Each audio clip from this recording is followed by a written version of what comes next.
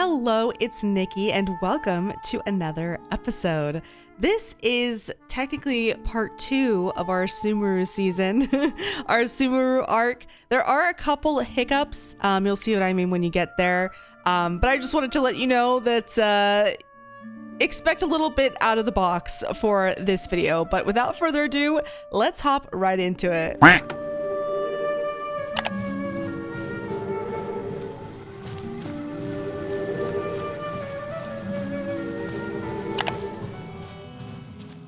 Oh, wait, hold on. Let's talk to this person. Let's see if we can get any more info. Traveling merchant. It's been so long since I took some fresh air. Clean air. Hello. Hello, the environment here is pretty great. What does she have on the side of her head? Is that a clip? The desert. Ark and Forsaken. So the desert is Ark and Forsaken? About the desert, I'm sure you can imagine it without my help. An endless expanse of sand, scorching sun mixed with wind and dirt. Sandstorms and strange mechanisms? Okay, according to some legends, there used to be no desert. A battle between the Scarlet King and the Greater Lord that created the desert. I don't really know how the desert was formed. I'm more interested in when it will go away. We'll be able to do business more safely. I haven't been able to dream ever since I grew big. We'll come back again. Who is this Scarlet King? There will be no desert, no pain, no Samuel control engineers. And no doctors. Oh, she doesn't actually think that? What is on the side of her head there? That's weird. Hello. We have.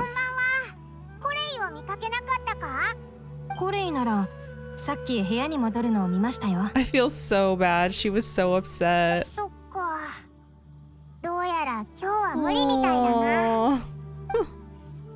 Poor girl. Wait until the following day. All right. I guess we're staying here for the night. It's weird to think that we're sleeping in someone else's room. I feel bad for displacing him. Alrighty. Zhongli sat in that chair, staring ahead at nothing the entire night, like a crazy person. Yes, let's go check on collei. God, this music is so beautiful. I just want to listen to it. Just want to stand here and listen. Nari's standing guard outside her door. Oh, lag. Was he just checking on her?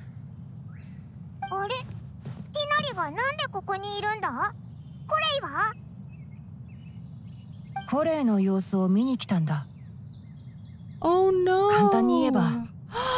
Oh, poor baby. Oh.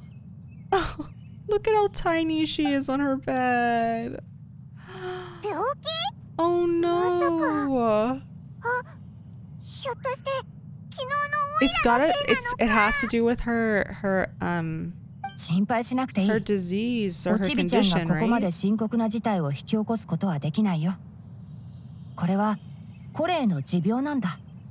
Okay, so he knows all about it, obviously. My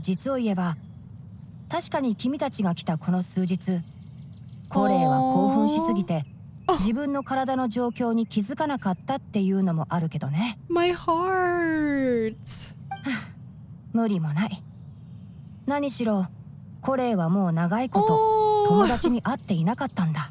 Oh, that's so sad. Poor baby. 場所を変えようか。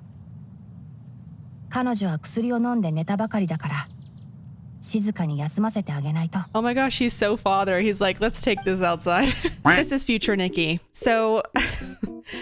it was at this point that my footage stopped. For those of you who aren't aware or haven't been keeping up, I had a bunch of my footage lost on one of my storage units, and I had to go get it recovered, and they were able to recover like 99% of what I had. But this remaining part of this part of the quest was lost to the abyss.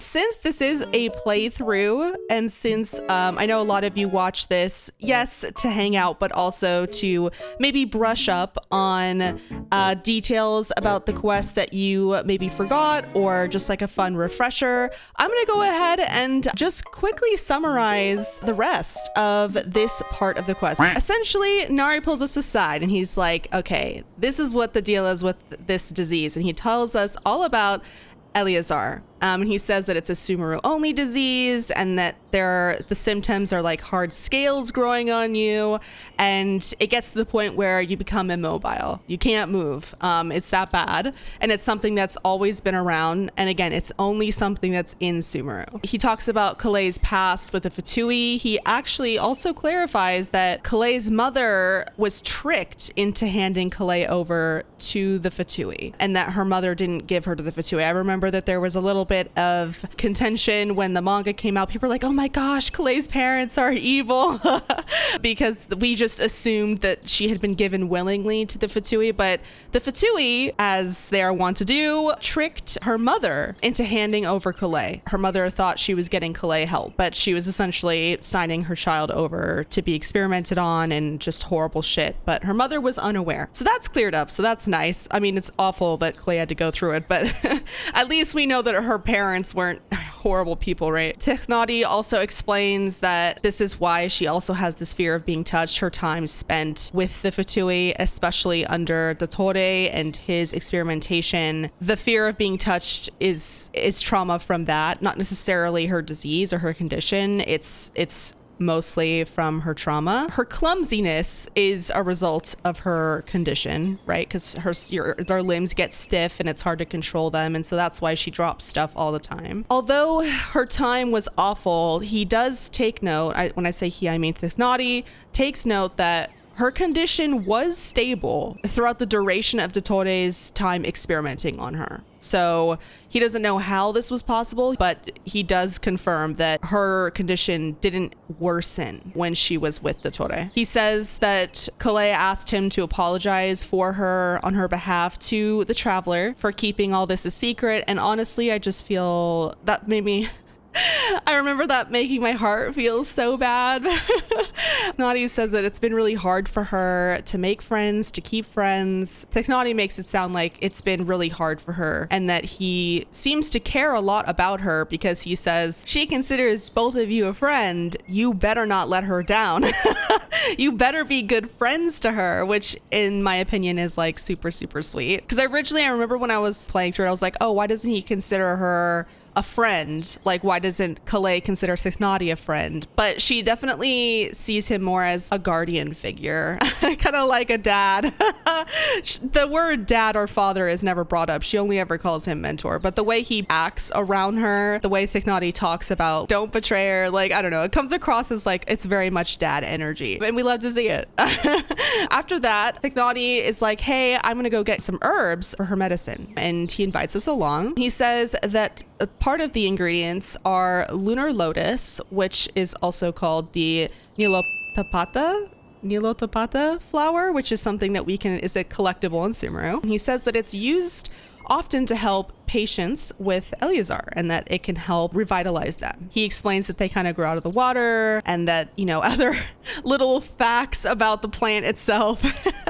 He nerds out a little bit. This is future Nikki noting this. I didn't note this when I originally played it, but the fact that it grows out of water itself, I thought was just an interesting detail. It could be dismissed as like a small little plant fact that one of the many Tighnari was talking about, but I think it's also just interesting what we know of water.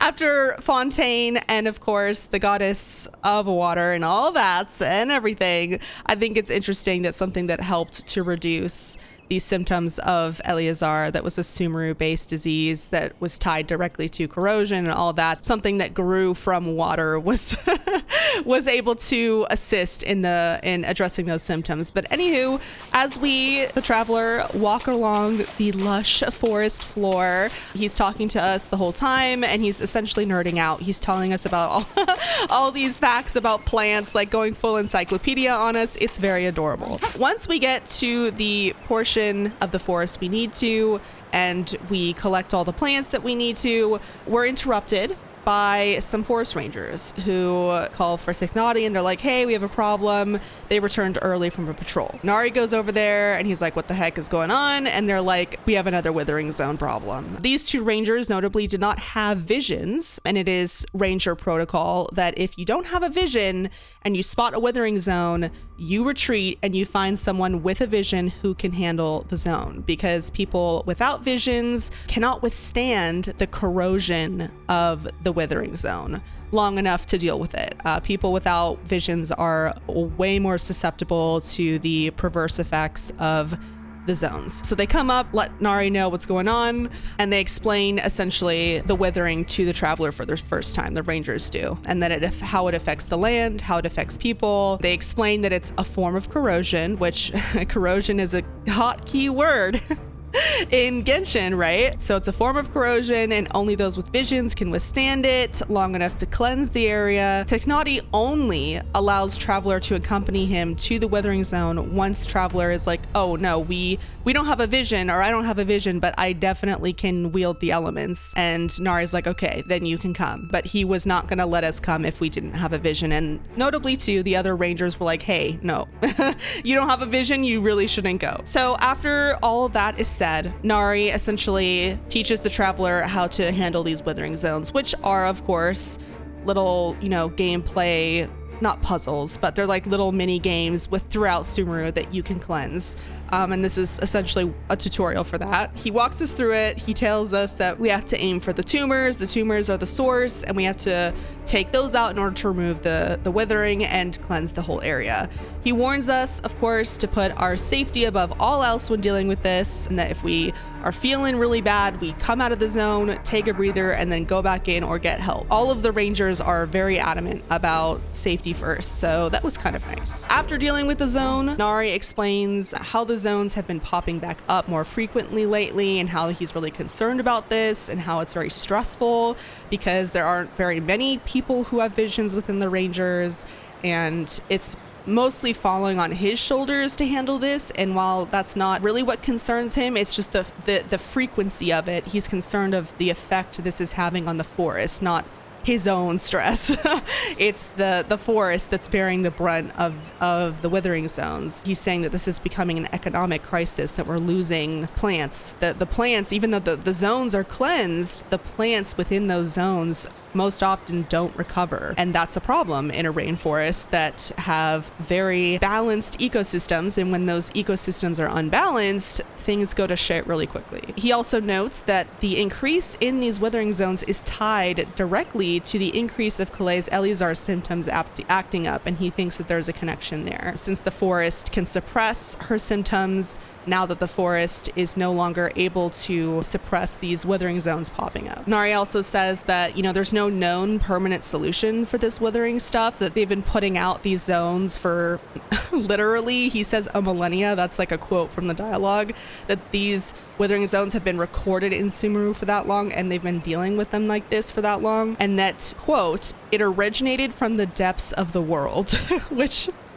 ominous. Cool. Nari then goes on to explain to the traveler what irminsul is. Now, this is, of course, very important information. Nari says, and I quote, irminsul is a tree located deep beneath the surface. Although it isn't like any tree we know in a biological sense, you can basically think of it as a large tree that grows downwards rather than upwards. He says that the ley lines are the roots of irminsul. And of course, the traveler will know a lot about ley lines at this point, having gone through all the Inazuma world quests and character quests and all that. Like, we know how important the ley lines are, especially in Liyue and everywhere. So we know how important ley lines are. We know that they have held memory and can record memory and stuff like that.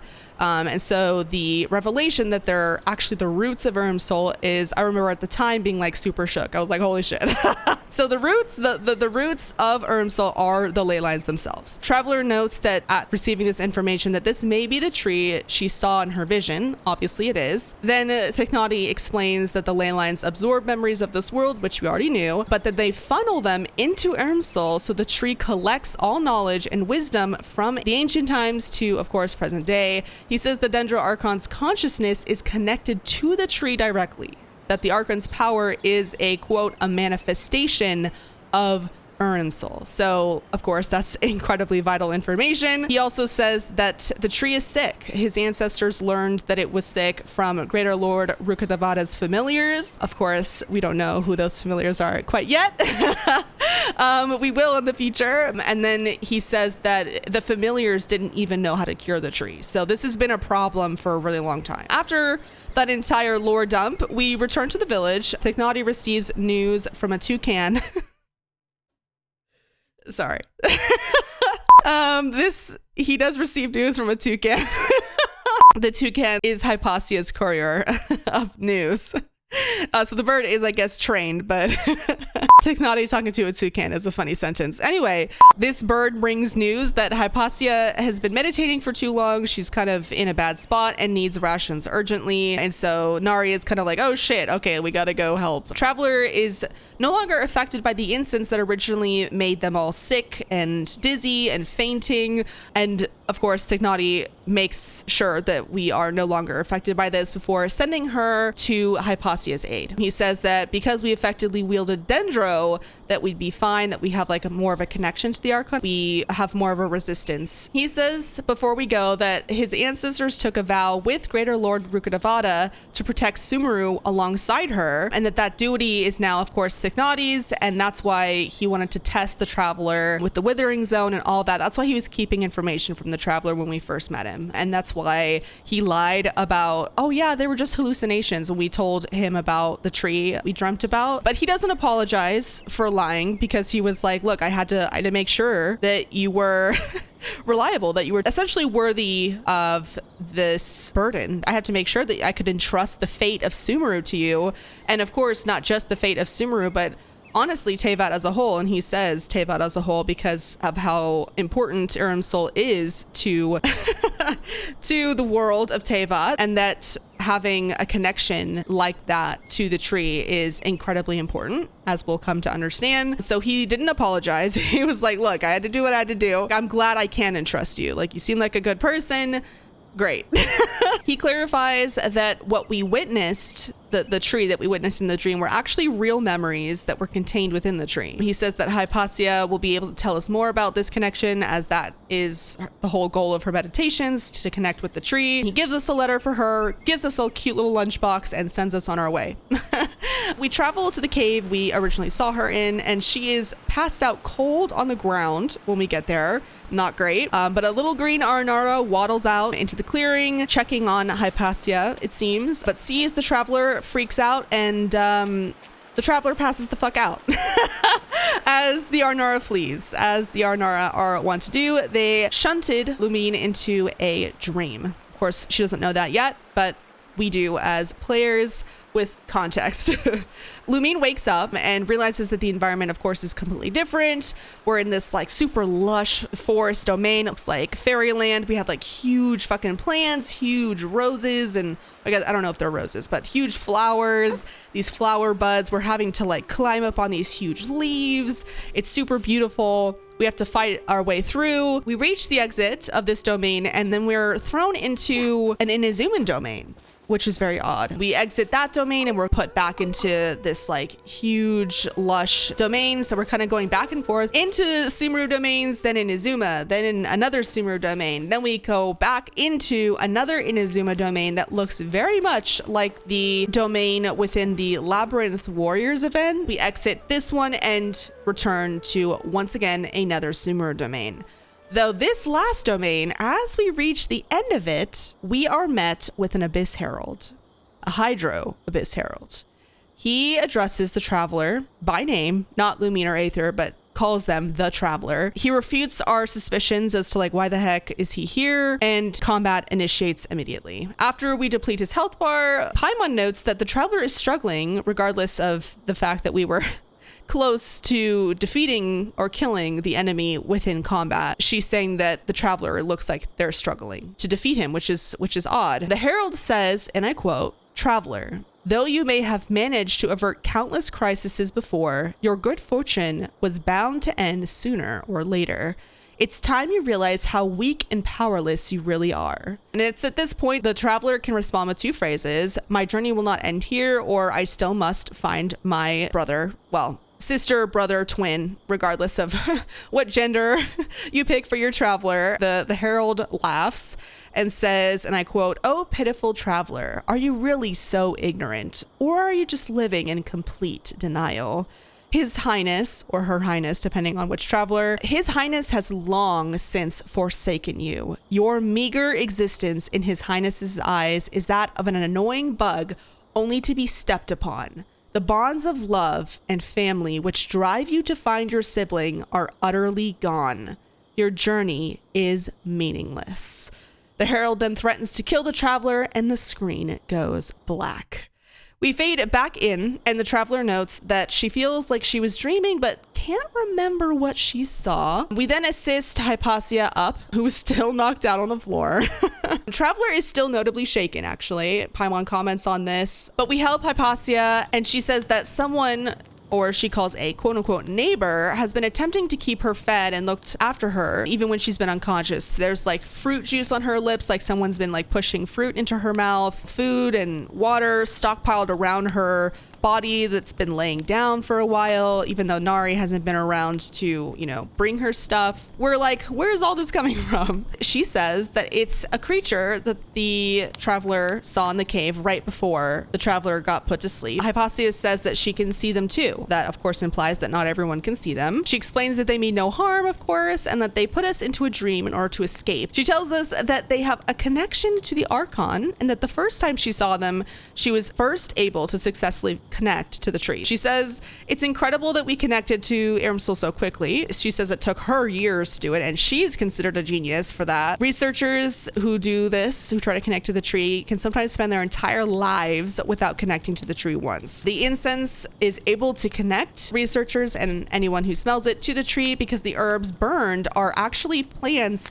created by Greater Lord Rukkhadevata, which lets mortals tap into the Archon's power and gaze upon the tree. She says that we are sensitive to this connection because of the makeup of our body. She doesn't know what the makeup of our body is, but she's like, it must be because of your body that you're able to be so sensitive to ingredients that allow you to tap into power like this, which has a lot of implications, obviously. She said if we encountered any other ingredients that could possibly tap us into powers of an Archon or other abilities, that we would probably be just as sensitive, which that checks out, yeah. Hypasia says she is a member of the Ratawist Darshan, whose main area of research includes the stars and their connection to the fate of living beings.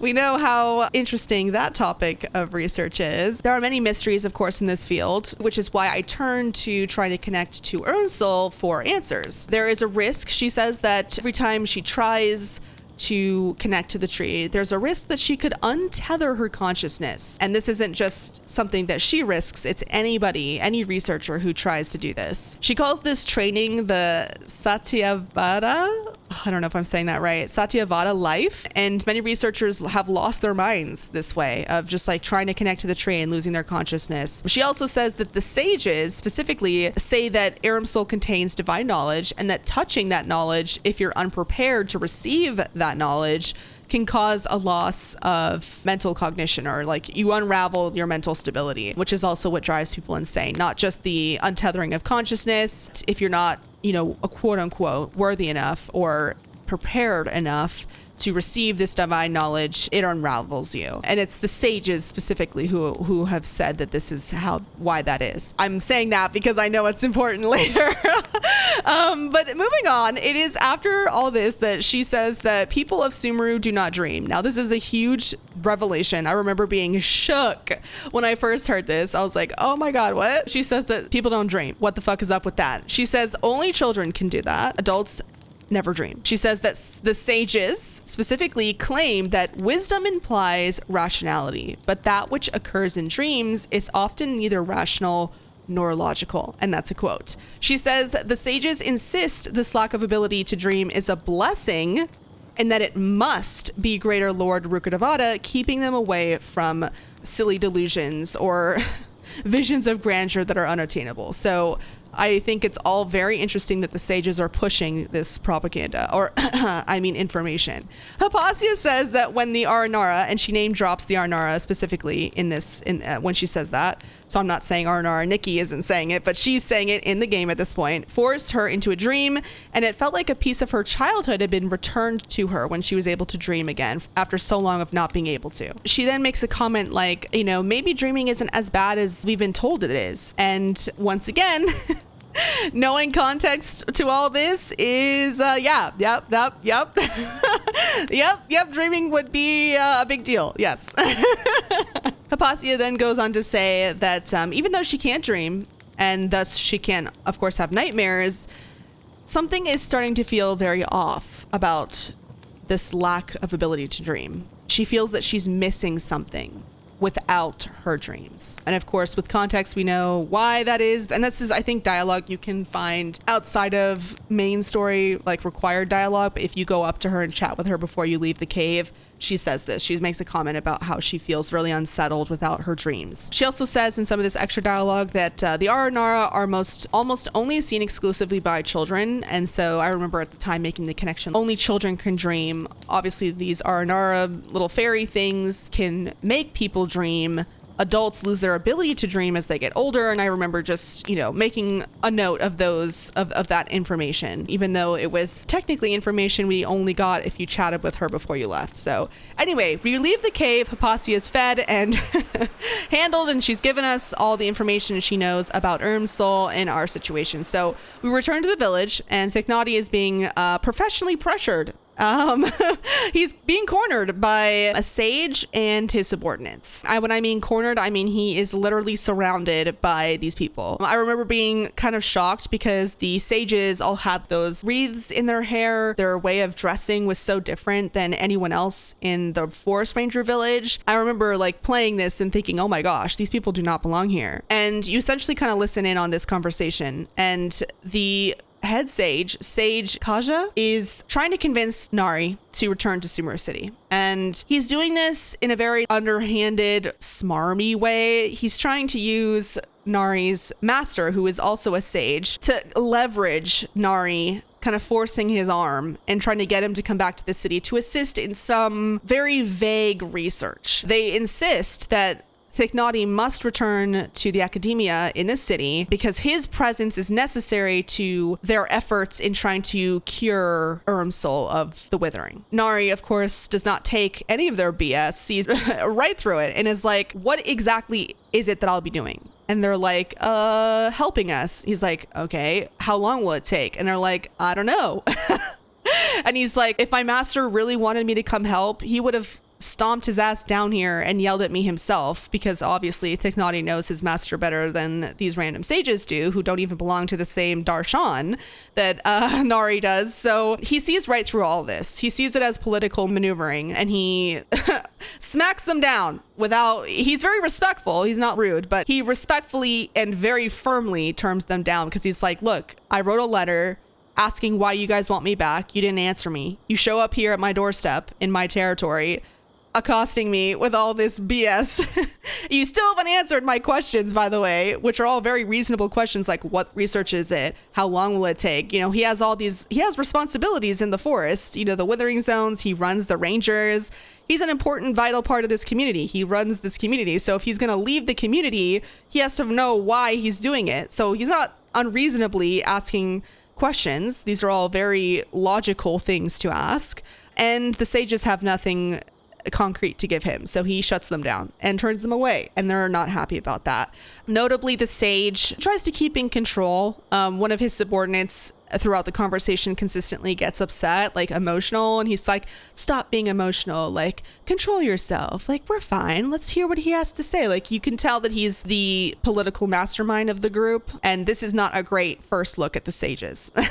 This is not a great first impression, and we all know why. But continuing on, as the traveler walks up to Nari, as the sage and his subordinates are leaving, the sage clocks the traveler out of the corner of his eye, and he watches the traveler walk past. Very ominous, doesn't say a thing, but all him and his subordinates all clock the traveler. As the traveler goes up to tighnari, Lumine and Paimon are like, what the heck was that? And Nari's like, whatever. It's he explains that they're from the city, from the academia, and they're trying to get him into this research that doesn't make any sense. He's like, I'm staying here. I have responsibilities here.